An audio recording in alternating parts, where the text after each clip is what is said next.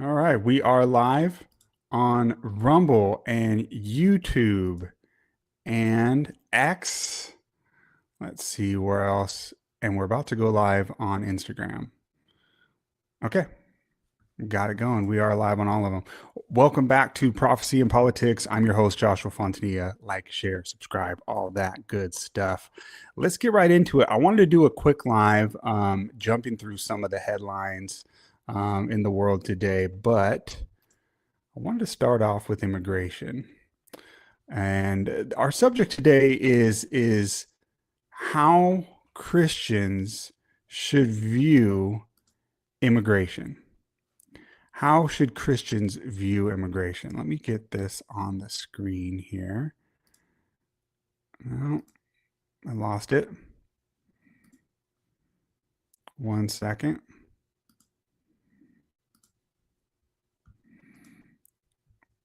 Okay, one second here. I'll give you guys a second to join me anyway, which is, so this is fine. I'm going to share a window and we're going to share this window. Okay, we got it. We got it. There we go. There we go. All right. So let's get started. So welcome back to Prophecy and Politics. I'm your host Joshua Fontanilla. We are live on Instagram, X, Rumble, YouTube. Where else are we? Facebook, all that good stuff. Please like, share, subscribe, all those places. Now, we are going to look at immigration today. In particular, I want to look at how a Christian should view immigration. So let's look at a few stories here to kick this off. Here's a study by ethnicity of food stamps by ethnicity. Look at this. Look at this right here. Look at this. 45% of Afghan immigrants, 42% of Somali immigrants, 34, almost 35% of Iraqi immigrants, and 23% of Haitians in the U.S. on food stamps. In the U.S. on food stamps. Now you look at those numbers compared to any other, race, and it's in the U.S. and it's crazy. The amount. Hold on. Hey, out of there. Sorry. This is the joys of going live. I have to tell my dog not to eat the cat food. So forgive me. All right. So this is what's happening in our country. We're getting looted in broad daylight. Looted in broad daylight. This is not normal, and this is something that no other country, you look in history, the idea of just having foreigners come in and just giving them massive amounts of free stuff. We've never seen anything like this in world history. It's new and it's patently insane. Other countries don't do this. But what I want to look at today is how should Christians view this? Because there is this push and pull between the idea, and let me get back on the screen here, between, Christians viewing themselves and wanting to be nice and wanting to take care of others and wanting to help versus, just straight up civilizational collapse. We're going to lose this country. We're going to lose the West. The whole thing's going to collapse if we continue like this. You just cannot have a society like this. My pets are very active today. I got the cat in the background here. She is like a predator, stalking her prey, and the prey is my lap.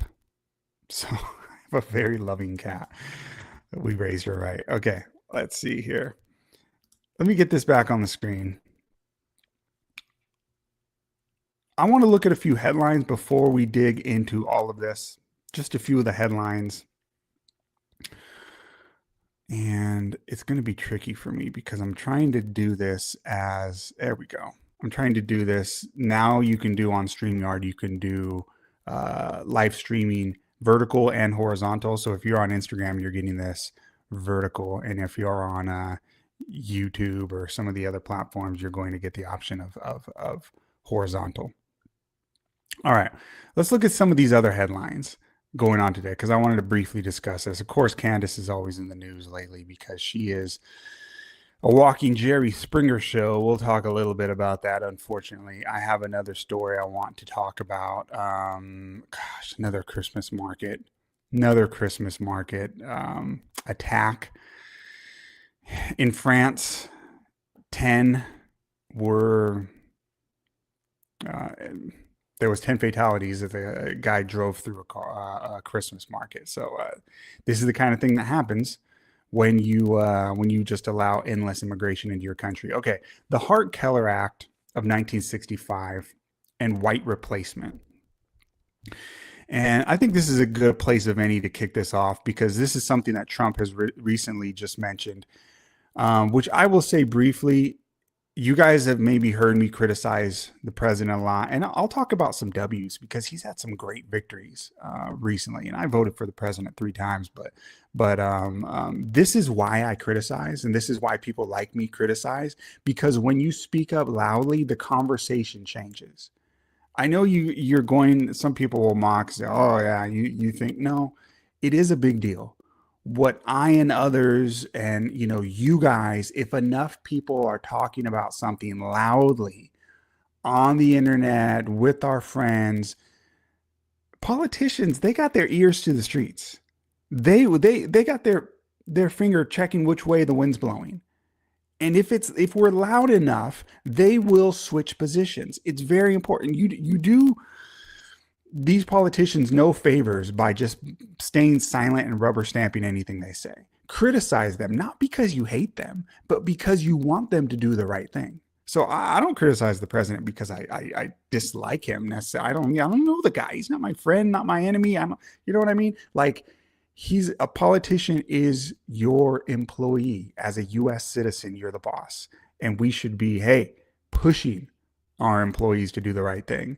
And that goes for Congress, president, whoever is in. And so people have been loudly talking more and more about immigration, and to the point where Trump has even mentioned, even the mentioning of the 1965 Immigration Act is a massive win that this is even being discussed.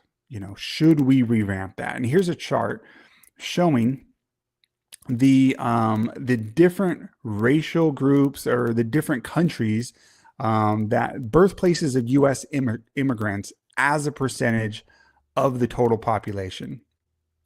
And so here you see over time the shift, the change, and whoever made this map has very appropriately color coded. There's lots of brown.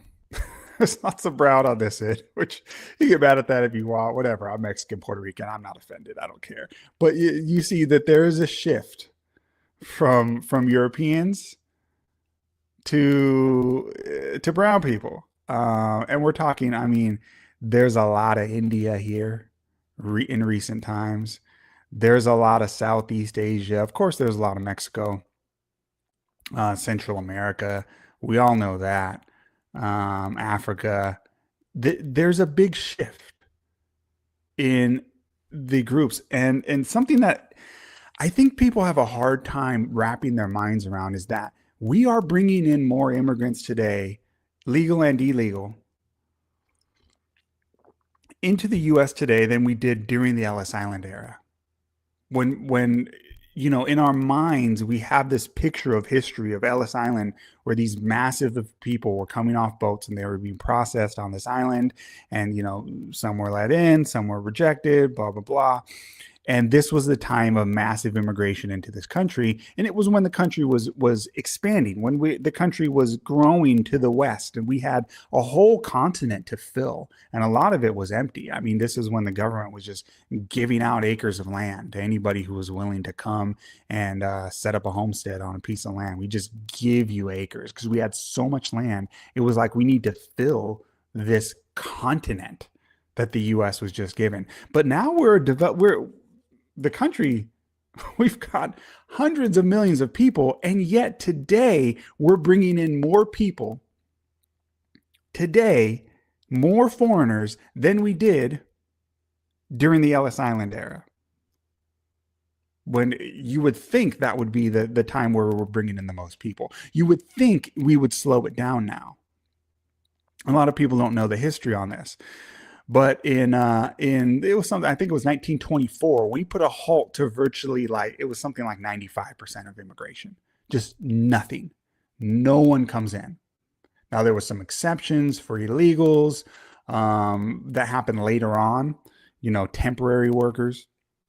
But for the most part, we just said, look, we've had enough immigrants. Stop. We need to let people stay here for a long time and assimilate. We need to pause. And we did that for like 40 years, from the 1920s till the 1965 Cart-Heller, I don't know if I'm pronouncing that right, Cart-Keller Act of 1965, when we basically started the process of white replacement.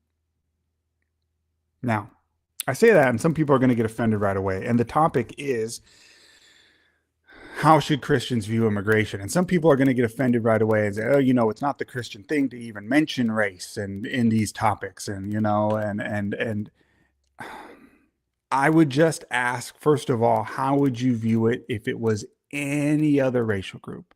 If we were talking about Nigerians being replaced by the Swedish just coming in and taking over their land, you would be righteously indignant. You'd say that's wrong. Or if we were saying, look, here's the Chinese, and if Americans were, or the Japan, here's Japan, small island, right? You can kind of get the idea of taking that over. So what if Americans just came in and just started buying up large portions of Japan, which they would never allow? Japan wouldn't do that. They're not that stupid. But what if that was happening and a bunch of white Americans were coming in there and taking over large portions of the country, and just, this is white areas and white cities and so forth? We would say, that's not right. You can't just take over somebody else's country like that. We would have a problem with it. Why? But when I say, hey, white people are being replaced in America, there's something inside a lot of Americans, and in particular a lot of Christians, who that just seems, are you being a bigot, Joshua? Why is it only white people? I think it's because we have been brainwashed. Our educational system has been brainwashed, and we've been twisted ever since World War II. But probably before then, our educational system has brainwashed the masses. And we have this perverted view of Christianity, where we have taken some of the good aspects of it and taken them to extremes that don't make any sense. And that will destroy a country if they're allowed to continue. And it's not racist or bigoted to notice these trends. When America first started, we were allowing in people from various European countries. So look at this: England, right? Ireland, the Italians, Germany, Europe in general. Just, here's kind of non-specific, but that's the vast majority. And even then, you look at the history in New York, and these people congregated largely into little groups and tried to take over whole neighborhoods. Right? You had Little Italy, you had Italian areas, you had the Irish areas, you had German areas. People segregated and just kind of coexisted like that for a long time. And it took, and these groups are they live very close to each other in Europe. And there's a lot of commonalities in culture, religions that are very similar, if not the same in a lot of cases, and ethnic traits that are very similar. Today, we would just call all those people white people, right? We generally don't even distinguish those groups in America. We will if they're European countries, but in Europe. But in America, if somebody's German, he's white. Irish, he's white, right? I'm Irish on my dad's side. I just say I'm half white. Usually that's what you do in America, right? We had these groups that were similar ethnicities and cultures, and they still kind of didn't fully assimilate amongst each other at the beginning. How much more when you take someone from freaking Somalia or India, with the Hindu culture and the ethnicity is vastly different. The culture, the religion, vastly different. You take somebody from Somalia with a different language and culture and religion, and you take people from the Middle East, completely different mindset and culture. You throw them into America. And then you do it in mass numbers. What's that going to do? And what happened with these European groups that we brought in is we said, look, we need to pause and we need to have a common American system, common educational system, did a lot to kind of make the melting pot work. And we had to pause it for decades and say, no more people. Let's just all, and we got, to a large degree, the melting pot kind of worked if you do it that way. And what is the way I'm talking about? I'm saying largely the same religion, Christian or Catholic or various denominations of Christian, largely from the same ethnic and region from Europe, largely European, largely the same culture, because you can be a Christian from a different culture, right? The culture of a Christian in China is going to be vastly different than the culture of a Christian from Europe. So this kind of, and there was dominant racial groups, the British kind of were the dominant racial group, and that British culture is really what America was founded on. So if you have that as like 90% of and that was the thing before, 1980 or so, America was like 90% white, 90% Christian. And you could have a little bit of immigration there and it would still work. You would demand people assimilate and there are only small groups and it could work. If you start just completely replacing the population with masses of immigration from cultures that are nowhere near ours, it doesn't work. You're going to rip the country apart. There's nothing holding these groups together. There are a lot of these people, they come here and they have no respect or desire for America to succeed. They're just all about themselves. And I'll give you examples of that. And we started with examples of that, of what's going on in Somalia. Here, the amount of money that they are stealing. Let me give you, gosh, there's so many examples of this. I was talking about Somalians, but here's what's going on in Europe. Here's an example in Europe. A woman from Algeria in Spain. She's an immigrant from Algeria. And this is not even to attack the individuals. And a lot of times Christians, they mix this up. There's a difference between whole groups and generalities of groups and individuals. I could be nice to an individual immigrant, an individual Somalian person that I meet. It doesn't mean I'm going to ignore the reality of trends and statistics and how that affects public policy. And that's what I want to get into in a bit. And the Bible talks about this. A lot of times we look at what Jesus says when he talks about like, hey, somebody asks you for something, you give it to them. But he never said to do that with government policy and with other people's tax dollars. That's not what Jesus said. It's a real twisting of his words. Free money from tax dollars, you're stealing from others and giving their money, and you're doing it at a governmental level, not an individual level. That's completely different. Jesus's idea of giving is supposed to be individual, and you're not even supposed to. He said, don't let your right hand know what your left hand is doing when you give. We're not talking about public policy. We're talking about individual giving. All right. In Spain, 27-year-old Algerian woman has been arrested for attempting to blind her 2-year-old son by repeatedly pouring an irritating liquid into his eyes over several months. She also has a 7-year-old daughter who is blind. Coincidence? No. She probably did it to him too, to the daughter too. It's believed that she did this deliberately to receive more social benefits. What's the point of this? These people do not have the same culture. They don't have the same culture as Americans or as Europeans. And they come here and they see us, they see our welfare system and they see our norms and the way we run our society, and they come from these third world countries where you're raised from a young age in this crabs in a bucket type of mentality.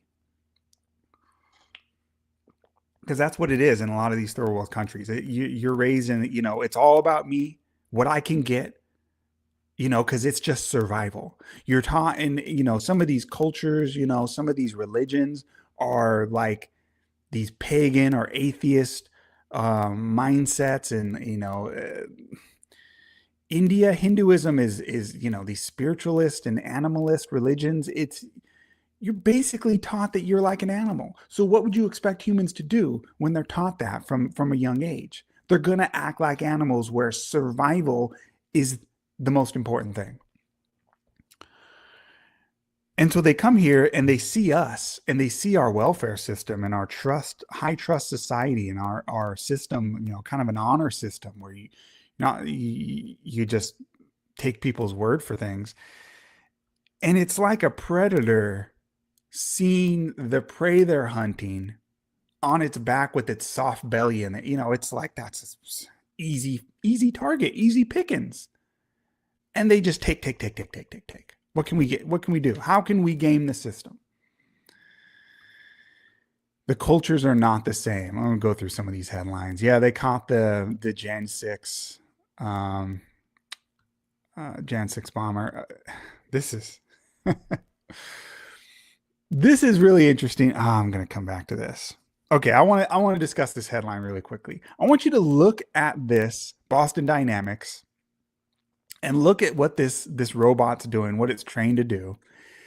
And I want you to ask yourself, how come all the videos that we see of these robots, they're always like this guy is doing like martial art techniques, and he's practicing like falling down and getting up quickly and running, over terrain. And so that's not the kind of stuff that you would train on if you were training to be my cook and, my dishwasher. We're being told that these robots are going to do all our house chores. But I look at these videos and it looks like dudes training for war. So what's going on here? What are they actually going to use these robots for? Elon gave a hint to that recently when he said that they're going to be able to eliminate jails by having these robots, because they'll be able to follow a inmate around wherever he goes. Wait, won't that mean they'll be able to do that to free citizens too? The dystopia that we're heading toward is insane. But okay, I digress. I'm looking for a particular article with Ilhan Omar. This is another one of these robots. Look at, they have them. They act like he's walking like a human. Isn't that cute? These robots are capable of doing a lot more creepy stuff and moving a lot faster. They just present them as humans and they walk like humans because, to disarm you. But the reality is they're they're machines, very scary machines. Okay, let's talk about this. Here we go. 1 in 10 people in France are Muslims today. That's insane. All right, here's the story I was looking for. Here's Ilhan Omar promoting the Safari restaurant in Minneapolis for feeding kids. The owner, who donated to her campaign, was convicted in the Feeding Our Future $250 million fraud scheme. So it's a organization or restaurant called Feeding Our Future. What they did is they set up this restaurant. They said, hey, look, here's this Somali restaurant, whatever it is, and it's going to feed kids. And we're going to have this like feed the poor children type of situation. And we're going to take tax dollars for that to feed. And they were saying that they had numbers. I forget. It was like tens of thousands. It was at least in the thousands of children every day that we're feeding. Reality is it was like, I don't know the numbers exactly off the top of my head. It was like 40 kids or something crazy like that they were feeding every day. It was vastly lower, the reality. And then they were just pocketing the difference and saying, yeah, we're feeding these kids. And they weren't actually feeding them. They were just pocketing tax dollars. I mean, the amount of fraud that goes on in these communities it's insane. It's insane. Okay. I want to talk about a W from the Trump administration because I criticize them a lot, but I need to talk about the W's too. So here's RFK Jr. announcing that HSS has launched an investigation into a school accused of secretly vaccinating a child without the parents' consent. This is massive. It's a massive scandal, and it's huge that the Trump administration is going out. That's a W. And just doing this case, you've got to go after a lot of them, but doing it sends a message. It's very important. So I wanted to highlight that because it's a W. The Trump administration is doing great on this kind of stuff. What else? There's so many. There's so much stuff going on in the news. Here is, this case, and here's an L. So I talked about a W from the Trump administration. Here's an L. Here's a senator suggesting that the military should act to remove the president. He said, in many ways, the military might save us from this president. This is a senator. If I want you to go and look up color revolution and look up what it is, and what happens in a color revolution versus a traditional revolution. And what we're seeing in America is basically this, and it's not being taken seriously. People like this should be arrested. They really should be arrested. And military leaders, if they were to say things like this, this is openly calling for sedition, for treason.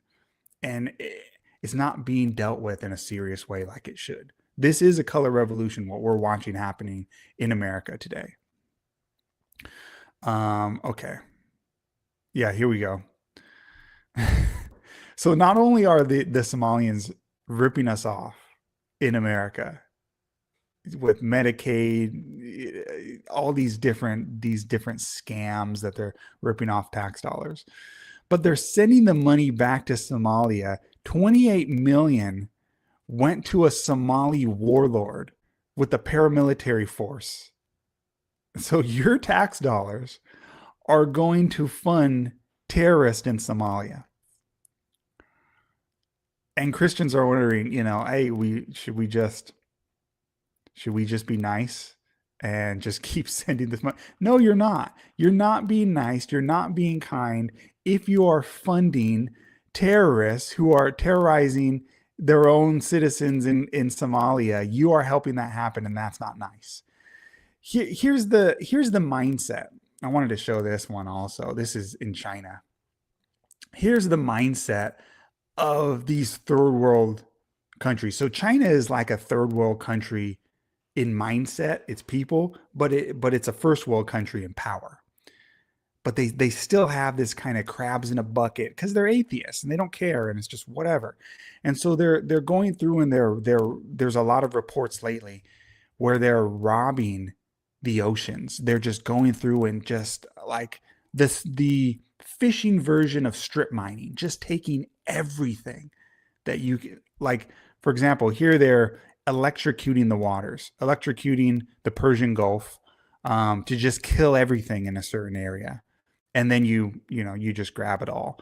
But it's killing, not only the fish, but they're killing, coral, sharks. The krill, they're starving whales and larger animals because they're just taking all of their food. And they're doing this in international waters, but then they do it also right along the edges of national waters in like South America and places like that. They just go right up to the edges of a country's national waters and take everything and take it back to China. And they don't care if they just collapse the entire ecosystem. It's just all about money and me right now, and power for our country and wealth, and they don't care. You have to realize that these people have a different mindset. Here's another example. Somalis in Ohio have been exposed running an EBT fraud scheme, owning a restaurant, attached to grocery stores, using welfare benefits to buy ingredients in bulk, funneling them straight into their cash paying eateries while reporting losses for tax write-offs. I mean, they're playing us. Why? They have a different mindset. It's a completely different mindset.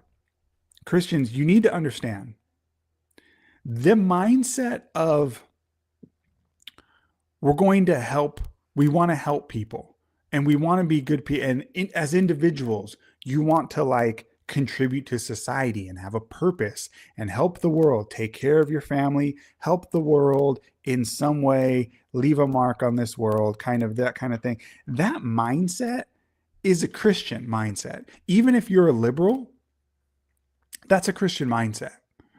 You got it from the West, from being raised in a Christian culture. You need to realize that before Christianity, that mindset in most society, like ancient cultures like Greece and Rome, and you look at what the goal of life is in those societies, in those pagan societies, it's nowhere near. They wouldn't even cross their mind to let's take in a bunch of immigrants and give them free stuff. That was unheard of. It was stupid to them, and it wouldn't even cross their minds because that wasn't the goal in life.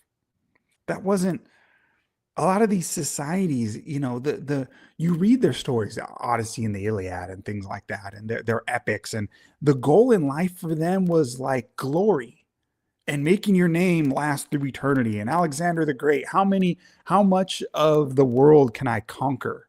You know, things like that. And not to say that Christian nations didn't do anything like that, but the mindset of helping people to the extent that we do, it didn't cross their minds in the way it does today. Like the fact that at the United Nations, you know, it's largely a debate over, you know, is this atrocity happening? And let's accuse this country of doing this. And we need to condemn this because here's something bad happening here. And it's all from a moral argument. It's all moral arguments. Who's being moral or immoral? That's the debate at places like the United Nations. And in our politics today, we attack people from being moral or immoral. That mindset was not a mindset that you wouldn't even argue from that angle. If you were in ancient Greece, in ancient Rome, you would argue from what's best for us and forget everyone else. Because it was a dog-eat, and that mindset is so foreign to us. We can't even comprehend that we can't comprehend that when these immigrants come here, they have this mindset, because that's what it is in cultures like a Hindu culture in India. They're not thinking, how can we come in and just be productive citizens? They're thinking, what is best for me and my family and for my ethnic group? And they don't have any scruples about cheating the system. And that's not saying every individual, but generalities about the groups. By the way, can Christians make generalities about racial groups and ethnicities? Yes, we can. And it's stupid to ignore those stereotypes. Even about my own groups, I should be noticing that. The Bible, New Testament writers were talking about their own ethnic groups sometimes. It's just notice you can notice stereotypes without saying that applies to every individual. So for example, Paul talks about the Cretans. Go read about that. Go read about what Paul says about the Cretans, and notice he doesn't make any qualifications. He doesn't say, well, not all Cretans. He wasn't afraid to just make the generality, because it's true. He said he called them evil bellies or something like that, right? He's like, they're he says their own prophets, their own writers say this stuff. Therefore, what's his solution? Rebuke them sharply, that they can be reformed, that they can be sound in the faith. When you don't recognize the reality of cultural groups being messed up, they can never fix it. Because you never rebuke it, you never point it out, you're afraid to. Christians today are too afraid of not being nice. So we don't want to say any of this stuff. Read what the New Testament says about how we should do charity on a large scale, not just individual. You know, you're an individual, it's one thing. I can give to, without worrying about, hey, am I giving to the most worthy person? As an individual, I can do that. I can give to whoever I want. And there's nothing wrong with that. As a large group, as a policy, as a practice that a country takes, it's different. As a church, they should think about, well, which groups are we supporting? And there is talks in the New Testament about worthy people who are worthy of being supported by the church. In particular, it talks about single mothers. And this is not to attack single mothers. I had a single mother, was raised by a single mother. So that's not to attack, but it is to note that there was a policy that was put in the New Testament for the church, and it's actually for the benefit of these women as well. You don't want to just enable. You don't want to enable bad culture, bad practices, bad behaviors, bad culture. You don't want those things to be subsidized by the church. So hey, don't take my word for it. Don't get mad at me. Go read what Paul says. Read his qualifications for widows that should be supported by the church. Go read it. It's in one of the Timothys. I mean, it's amazing. This is never discussed. And then Paul also talks about he who does not work, the same should not eat. Work requirements. Right? There's nothing evil about that. There's nothing evil about that. In fact, that's good for people because you're demanding that they step up, become self-supporting, and that is what is actually better for somebody. That's what's actually going to make somebody happier. Not just being, sucking on the government teat, so to speak, or, living off of welfare forever. It's not good for somebody's mentality. It's not good for the country. You can't run a country like that. All right. So, China's ripping these places off, this mindset. And this is largely the stuff that I had to talk about today. Oh, I wanted to talk about this one really briefly. So here's a new animated series, and we'll probably end on this. Here's a new animated series called Steps. And it's following Cinderella's evil stepsisters who are depicted as kind and misunderstood. And you notice this is a trend lately. This is a trend. Again, it's attacking from a Christian, let's be nice and tolerant angle. But this is a trend in movies lately. And notice they're all really attacking girls. Wicked is all about, the Wicked Witch and how she's not that bad. Maleficent, Cruella de Vil, she's just, it's Cruel Devil. That's what her name comes from. But she was just misunderstood. She wasn't that bad, right? And it's all these taking the perspective of the bad guy and making it so they're just misunderstood, and you should sympathize with them. And notice that it's mostly all women. It's girls. It's going after young girls by having girls as the lead character. Interesting, right? Why? Because if you're told that the evil people are just misunderstood, what are you going to internalize as a child? That you can just be evil and just blame everyone else and say, I was misunderstood, right? And if you're constantly sympathizing with that side, you are subconsciously being pulled, your sympathies are being pulled to the side of the devil. Because that's basically what they're claiming he was, is just misunderstood. There's another example of this in, what's it called?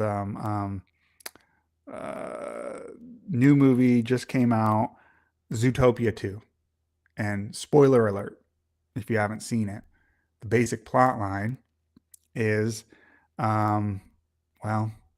definite spoiler alert, but if you haven't seen it, the basic plot line is that a snake is actually the good guy. And snakes were cast out and from Zootopia land, but it's actually the good guy. And all the other animals, and there's one animal in particular that has white hair. I won't go into all the details, but white hair, and that's the bad guy. And it claimed that it was the creator of Zootopia that had the patent for Zootopia. But the creator of Zootopia, it was actually lied, and the snake character was the real creator of Zootopia and was misunderstood and cast out, but it was actually the good guy. And the white-haired animal is the bad guy who lied and stole and pretended it was the creator, but it's not. This is Gnosticism, by the way. It's taking Bible themes, flipping them upside down. The good guy becomes the bad guy. God becomes bad. The devil becomes good. That's Gnosticism. The creator, really, it's the snake who's the creator. So now it's making it so the devil's the good guy and the creator, and God stole that from the devil, right? It's flipping the Bible upside down. These are twisted, perverted teachings that are being put in children's stories. And it's getting subconsciously in their mind. Also in Zootopia, part of the plot line, Zootopia 2, part of the plot line is that you have to read this book. But this book is misunderstood. You have to read it through the eyes of a serpent who can see the hidden message and see what it really says. This is also Gnostic. Gnostics teach that you can only understand the Bible from their secret knowledge. And then they flip everything upside down in the Bible, and that's how you really understand it. It's a lie, obviously, but that's what they teach. And that's what's being put in all these children's movies. So to put it short, these new movies like Zootopia 2 and Wicked, Maleficent, Cruella, and this new one, Steps, that kind of take the side of like Cinderella's evil stepsisters, and Cruella de Vil takes the side of the bad character and says they're just misunderstood. The goal of this is to get children to align with really ultimately evil and the devil, because that's basically what the argument is, that what we call evil in society is really just misunderstood. They're good people. They're just misunderstood. It's Gnostic, it's demonic, and that's what's, Hollywood's pushing on our kids. All right. So to close, how should Christians view immigration was the question that we had. Again, I'll repeat, it's one thing to, as a Christian, be kind to an individual immigrant. There's nothing wrong with that, and it's something you should do. But you do not have to take that to mean that you need to give up your entire country, have people flood the country in record numbers. It's not unchristian to say, I want to stop the taking over of this country. I don't want my kids to grow up in a third world country, because that's what this is going to become if we're going to flood the country with third worlders. If you are bringing in masses of people, like, massive of Muslims from Somalia that are all congregating together, it's not like you're bringing them over for evangelism. These Muslims, they're not trying to convert. They're staying in their own little community. They're separating. They're attacking Christianity. They are going to make it so that your country is no longer Christian. That's what they want to do. So far from converting anybody or just being nice to them, you're enabling people's bad habits, just living off welfare and not, ever getting their lives together, just robbing the country. You're hurting the people who are already here. You're not being Christian at all by hurting the people who are already here. And you're making it so that you can't practice Christianity in those areas where Sharia starts taking over. So you're being tricked in your mindset to think that you're helping when you're actually hurting people. It's this perverted view of Christianity. So these levels of immigration should be opposed. And I think what I would say is that we should pause all immigration. And maybe if we ask for such an extreme view, what we'll actually get is probably what we should have, where it's like 95% of it stopped. But I would call for pausing all of it for decades. And that's not an unchristian thing to say. It's not an unchristian thing to propose. And I think that's the correct position, especially when you look at what's happening. Not only that, we should deport masses of these people, anyone, and kudos to the Trump administration for starting to go through with ICE, cut off all the benefits. A lot of these people will deport themselves because they're only here for a free meal ticket and tax remittances like crazy. And let's start taking care of the American people who are here. What's wrong with that? What's unchristian about taking care of the people who are here? They're human beings too. Americans are human beings too. What's wrong with taking care of them is what I would say. And I would also say, God is the one who divided the nations. He doesn't want a one world government. Go read in Genesis, I think 11. He opposed the Tower of Babel, and he divided the nations. There's nothing wrong with that. It's a good thing, generally speaking. All right, that's enough for today. Thank you guys. Like, share, subscribe. We again, this is on Facebook, YouTube, Instagram, Rumble, and X, and will be posted as a podcast on Apple and Spotify later. So please follow on all those places, and God bless you. We will see you again soon.